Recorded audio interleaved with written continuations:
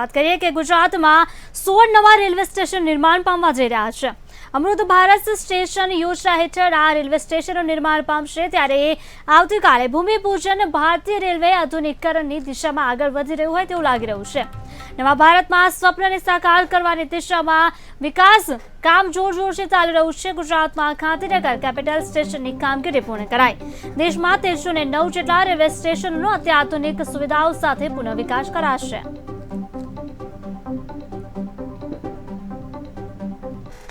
माननीय प्रधानमंत्री जी का एक विजन है कि भारत का विकास हो और उस विकास यात्रा में भारतीय रेल एक ग्रोथ इंजन का काम करे। ये उनका एक कोट भी है, मैंने कहीं पढ़ा था। दूसरी चीज़ जो बहुत इम्पॉर्टेंट है, जो समझने वाली है, वो ये कि दोनों यात्राएं अलग अलग नहीं हैं, एक ही साथ जुड़ी हुई हैं। तो ये जो स्कीम है वो भी उसी तरह से बनाई गई है कि देश का विकास और रेल का विकास साथ ही साथ होगा, अलग अलग हो नहीं सकता।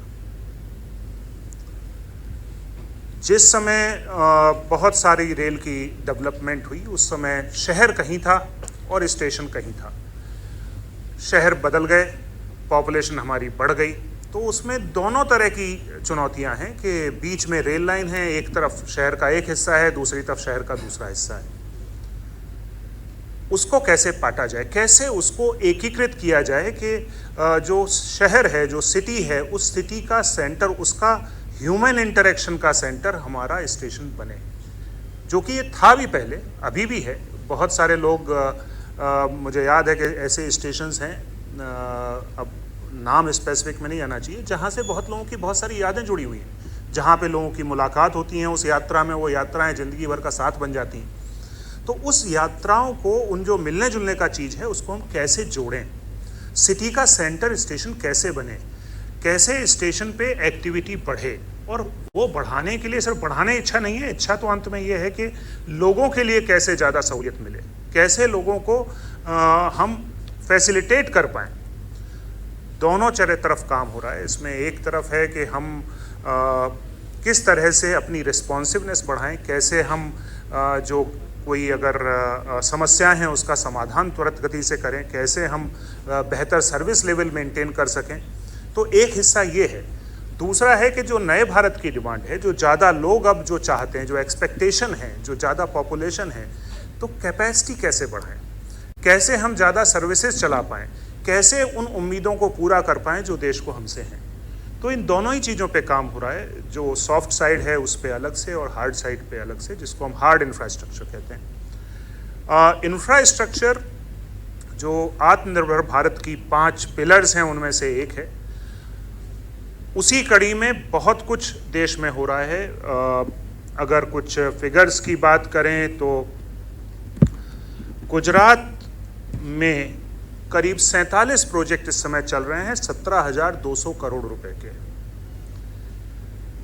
इस साल में रिकॉर्ड आउटले भारत सरकार के बजट में गुजरात के लिए है रेलवे परियोजनाओं पे 8,332 करोड़ रुपए।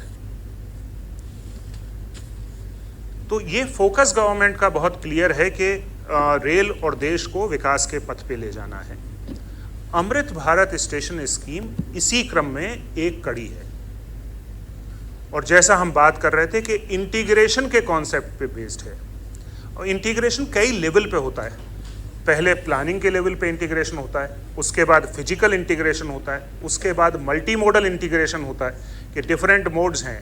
बस अड्डा कहीं पे है, से 200 मीटर दूर है, बीच में कोई एफओबी नहीं है, एक तरफ एंट्रेंस है, दूसरी तरफ से आना है तो घूम के आना पड़ रहा है। स्टेशन जा रहे हैं तो कोई भी सुविधा वहाँ आसपास नहीं है। तो कैसे इन चीज़ों को हम नज़दीक ला पाएँ, वो इस स्कीम का फोकस है। इसी स्कीम में कुछ और चीज़ों की बात है जो हम लोग बात कर रहे थे कि दोनों साइड की तो हमने बात कर ली। कैसे कल्चर, आर्किटेक्चर और हेरिटेज है सिटी की, तो स्टेशन सिटी का हिस्सा है, तो वो कैसे रिफ्लेक्ट हो। कैसे लोकल प्रोडक्ट्स, तो आपको पता है कि एक one station one product scheme launch की गई थी, जिसमें कि लोकल प्रोडक्ट्स, लोकल इनोवेशंस को शोकेस किया जा सके, बहुत ही कम कॉस्ट पे वो स्टॉल्स हैं। तो ये सारा एक साथ कैसे हो, एक साथ सब कुछ हो भी नहीं सकता। तो आइडिया ये है कि एक मास्टर प्लान हम बनाएं हर स्टेशन का कि भविष्य में वहाँ क्या होगा और उसको करते जाएं। ऐसा नहीं हो कि पहले बनाया फिर तोड़ा फिर दूसरा बनाया। तो ये प्रयास है जो मोटी मोटी इसकी कुछ फिगर्स हैं। कुछ 1309 भारतीय रेल में ऐसे स्टेशन आइडेंटिफाई किए।